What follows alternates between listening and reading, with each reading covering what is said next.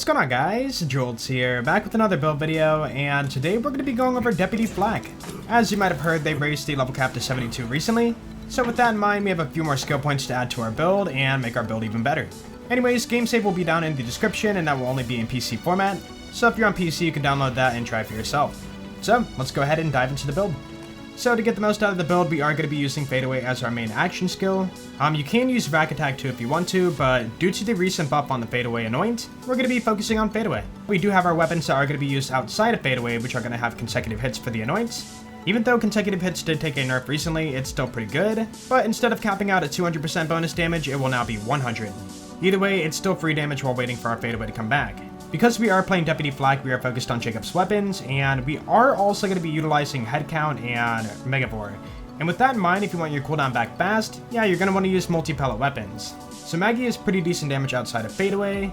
Of course, we do have the brokenly overpowered Hellwalker, that's going to be a great choice too. Now, the Hellwalker is going to be your massive hits of damage you're going to land in Fadeaway. You can see there we do have the Fadeaway Anoint, so we're going to get 150% bonus damage. Skullmasher, that's going to be good for your ranged enemies. Also, with it being multi-pellet, you can cool down your action skill pretty fast. Now, we do have a launcher on, the only non-Jakobs part of our build, and the way these are going to be used for the build is on your final shot of Fadeaway. You're going to guarantee yourself a massive hit of crit damage, and at the same time, you're going to get your action skill and Splash Anoint. Mostly, the launcher stuff is usually only for bossing. The Revolter, yeah, the staple of every build ever nowadays, but it's just stupidly good. When your shield breaks, or if you activate action skill start on it, you will get 200% shock damage on everything you do. That goes for your guns, your grenades, your melee, whatever. On top of that, you also get 50% fire rate. That is huge, even for Jakobs. Some weapons like the Clairvoyant, Skullmasher, or the King's Call, Queen's Call, they don't have the fastest fire rate, so this will help a lot. As for the grenade, you just want to go for your action skill and elements on your Hunter Seekers. If you don't know, when you throw the Hunter Seeker, it will activate Megavore and Head Count and cool down your action skill faster. The Bounty Hunter, this is going to be for your bosses. Because you can't get kill skills, you can chuck a bunch of Hunter Seekers, and those bullets are going to activate your kill skills. Then you can spam at the boss and take him down really fast. Now, if you do have a God Roll Jakobs Company Man, you want to use that. If not, the Pearl of Knowledge is a really good choice too. Not a ton of weapons have Splash for Jakobs, so the King and Queen's Call is going to be really good for certain situations. Mostly for if you're in Fadeaway and get those automatic critical hits. The 7th Sense, I did try it, not really all that great unless it's anointed, and as you might know, it cannot come anointed. I mean, I included it for the build, but I don't think it's really going to be the best choice for you. Clairvoyance, another really good splash weapon for Jakobs, so that's going to be great for your mobbing. The Becca, also a really good choice for mobbing. This thing got a buff recently, so it's pretty awesome now. Speaking of buffs, they did buff the Rowan's Call too, so the Rowan's Calls are going to be really good for mobbing or bossing. Because of the high fire rate, we can actually stack critical hits and fade away really fast using Corellis in the Mist. And if you slap on the Stackbot class mod, you can get a lot of crit damage out of these. Robin's Call, not really the strongest choice, but it does have a lot of pellets and can activate your head count pretty easily, so you can use it outside of Fadeaway to get your cooldown back faster. The TK's Wave got a really strong buff recently, so this will be great for your mobbing or bossing. Now, we already have the Hellwalker, so we do not need the Heatwave version of this. The Yellow Keg, yeah, Cartels came back, and now we can get this thing whenever we want to. Again, your launchers are Fadeaway breakers, and that's going to be for your bossing. And of course, I included all the launchers because the launchers are fun, so you have your Kick Charger, your Backburners, and your Plague Bearers. We do have a plumage too if you do want to rocket jump, so you can shoot this at the floor and launch yourself in the air. The Unseen Threat, this is your one-shot, one-kill sniper. Now, the 390 Anoint got nerfed to 150% damage, but this sniper will still be awesomely good if you're training your Overkill Guardian rank perk. More Hunter Seekers of all the action skill and elements. For mobbing, you definitely want to pop on the Cosmic Stalker. By chaining a bunch of kills, you're going to have your hunt skills active all the time and get a lot out of them, because this will boost it. The Stackbot. Only use this if you're using your Gorillas in the Mist. With that in mind, you can spam your Rowan's Call or Queen and King's Call, and you will stack up the crit damage really fast for a pretty fast kill. The Stackbot I only use for bossing. You can choose this or the Bounty Hunter, it doesn't really matter. A Cutpurse Launchpad just for regenerating rocket ammo if I need it. A Snowdrip for getting around the map pretty fast. And like I said before, if you don't have the Company Man, go ahead and grab yourself a Pearl of Knowledge. If not, a Victory Rush will work perfectly fine too. Alright, that's all the gear, so let's go over the skill tree. First off, we have the Orange Tree, and this is a very typical Flak build for Orange, so we're grabbing all the skills that will give us the damage. Now, even though we are using Jakobs, some of our Jakobs are elemental, so we are going to be boosting that elemental damage.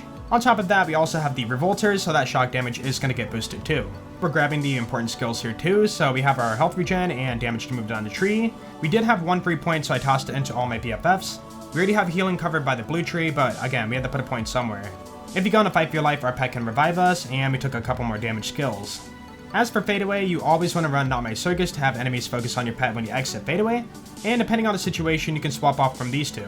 If you are using Stackbot, you want to go for Gorillas in the Mist to make sure you can stack up all those crits. If not, you can use 3-shot fadeaway and use Until You Are Dead. That gives you some movement speed and some health regeneration when the action skill ends. For Purple Tree, pretty bad at giving you damage, so we're going to skip that. So here's the Blue Tree. This is another typical Blue Tree build. I do want to point out we grabbed all the skills for damage and also the Dominance Capstone. If you did not hear recently, Dominance got a huge buff, so if you hit a critical hit on the enemy, they are going to become your friend and completely ignore you. With that in mind, enemies are going to focus on that dominated enemy, and remember, we're using Not My Circus, so enemies are going to focus on your pet too.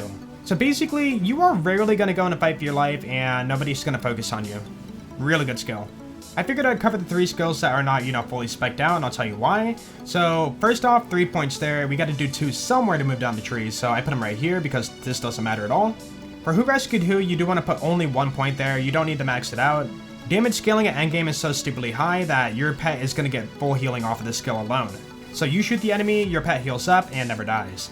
And finally, the 1 point He Bites, because if you did not know, if enemies shoot your pet, it's going to reflect back, and that will stack Frenzy automatically and give you the bonus damage. Really cool synergy. And yeah, that's the build, so let's go ahead and show it off. As you can see here, we're on max difficulty, Mayhem 11, and you can go ahead and choose whatever weapons you want to. All the weapons are going to work great. And because we are chaining kills, you do want to go for the Cosmic Stalker and go for your action skill and fire. So let's go ahead and see what we can do. So pop the fadeaway. Always start out with Hellwalker. Hellwalker's stupidly good.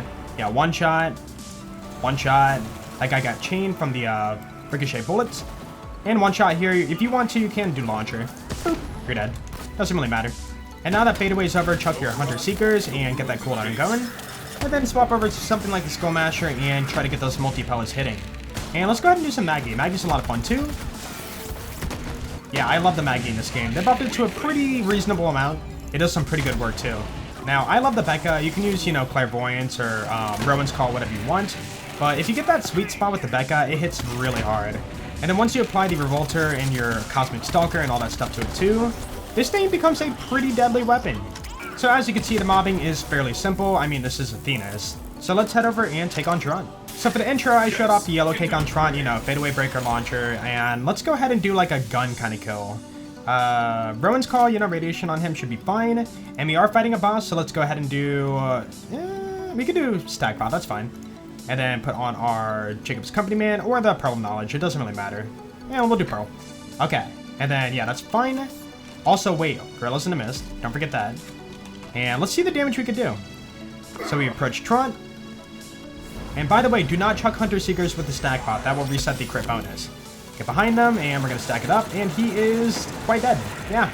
Also, I don't think I mentioned it, but the Rowan's Call actually gets Ricochet Splash. Alright, let's go ahead and take on maybe Gravewood.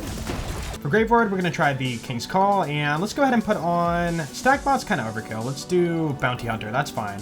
And so yeah, for Bounty Hunter, you want to land shots and activate your Hunter skills.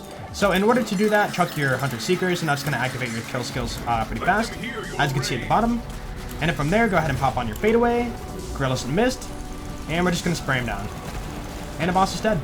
Nice and easy. Anyways, I think you guys get the point now. This build is a lot of fun and honestly one of my favorites. So again, if you want to download it on PC, it is in the description below. Otherwise, I hope you guys enjoyed the video, and if you did, then please be sure to leave a like, because that'd be awesome. And if you guys really enjoyed it, be sure to sub. You guys have a great day, and I will see you all later. Peace out.